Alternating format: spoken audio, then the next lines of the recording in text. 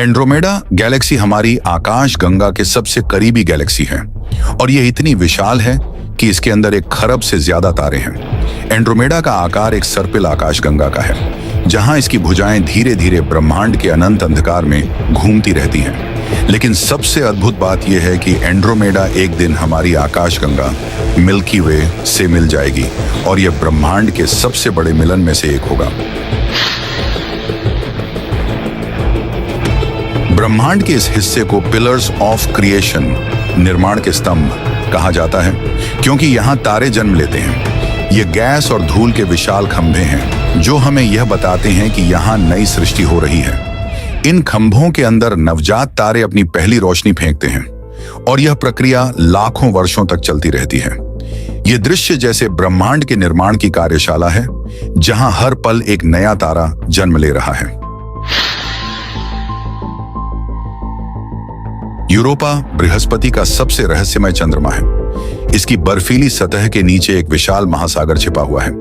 वैज्ञानिकों का मानना है कि इस महासागर में जीवन हो सकता है, क्योंकि यहाँ पानी बर्फ की मोटी परत के नीचे सुरक्षित है।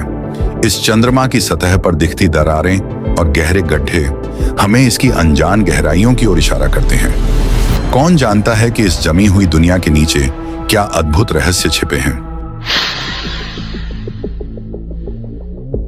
व्हील नेबुला एक सुपरनोवा के बाद बचा हुआ अवशेष है, जो एक बार एक चमकदार तारा था।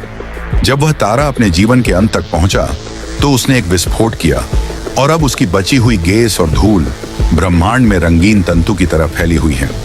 यह नेबुला अतीत के उस महान तारे की स्मृति है जिसने एक बार आसमान को जगमगाया था और अब अपने अंत की सुंदरता में शांति से फैल रहा है।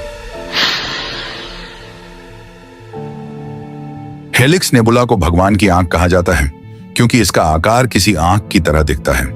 यह एक मरते हुए तारे का अवशेष है जो अपने अंतिम समय में अपनी बाहरी परतों को छोड़ देता है।